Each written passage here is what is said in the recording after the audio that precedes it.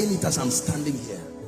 If the Lord asked me to stop ministry now, I stand by the God of heaven. I'm speaking. I know that they are recording this. I will never carry a mic again till Jesus comes.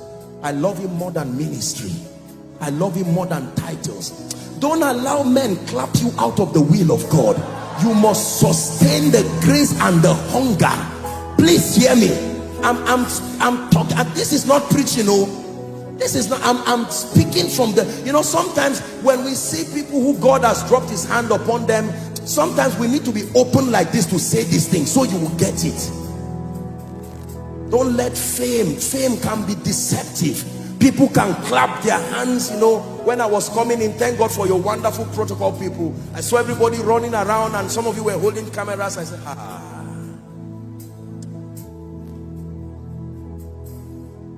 oh God, that great man is still your boy. Still your boy.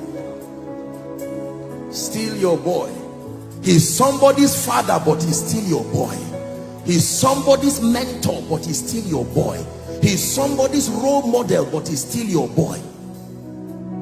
He's somebody's hero, but he's still your boy. The day you graduate yourself from the school of the spirit and pride gives you an award for completion, that day you begin to die immediately, no matter who you are. The day your knees becomes too far from the ground, that is the day your crown will fall from your head. I tell you this. This is the mystery behind the destruction of the great. This is why people start well and don't finish well. It's not sin that destroys people. It's not just fornication that destroys people. It's not just all these demonic things. No, the mercy of God is still there. It's the rebellion of rejecting the secret place. That's where people die. That's where people stay and are destroyed. They clap you out of his presence and you cannot die. Please listen to what I am telling you, because there are people. This is why you came here today. Forget man of God, woman of God. Thank God for that. But it's time, somewhere in this service, we are going to cry before God and say, Lord, this is no longer apostle. This is your boy.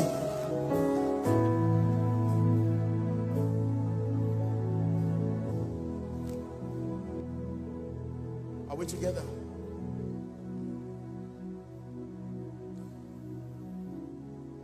This is the place of encounter. Do to me what you want. This is the place of surrender. Do to me what you want. This is the place where my life is changed. Do to me what you want. So we must pray the prayer of the psalmist.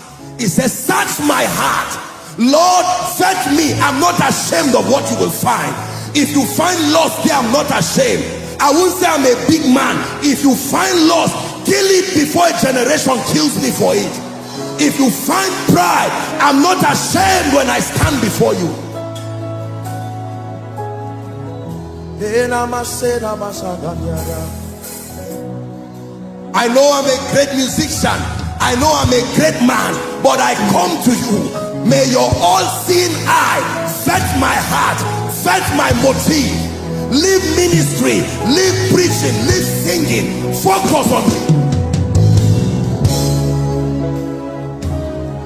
Listen. You can be fasting as a man of God. That fasting is almost wasted. You can go to God as a colleague, trying to get one or two things. The anointing for the season with your hand in your pocket. Let me tell you the truth. You need to understand that although we are one with Christ, our dominion is shared dominion, not absolute dominion. And there are times you need to join the 24 elders. Take away your golden crown and join them to lie down and cry, Kadosh, holy, holy. You want to carry the grace for a generation. It is more than just fasting. It is more than just praying.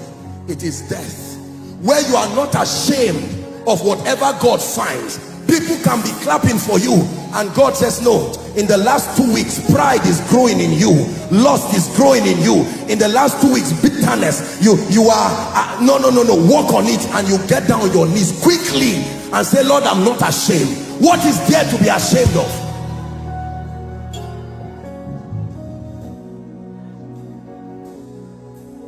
I beseech thee, brethren, by the mercies of God, that ye offer your bodies a living sacrifice. It was Apostle John who was teaching us in 1 John chapter 2. He started from verse 15 and he said, love not the world. Look up please. Neither the things that are in the world. Love not the world. He's teaching us friendship with God. And he says, love not the world. He says, neither the things that are in the world. He says, if any man love the world, the love of the Father is not in him. That word is the word eros. Is an affinity that can distract your passion. The jealousy of God necessitates that he becomes the object of your passion, alone and at all times. Love not the world. The cosmos has a seduction to it. Money has a seduction to it. Fame has a seduction to it. Are we together? Every good thing has a seductive component to it. And it is only death that can immune you, especially in the generation that we live. Please hear what, don't pretend you are not hearing me. Oh, this is the voice of God. If you want to last, if you want to stand strong, you must forget about some of this paraphernalia of ministry and be true with God and be true to God and say, help me. Don't forget the ignorant. The people will talk about you and say things. Don't mind them, leave them. Do your business with God.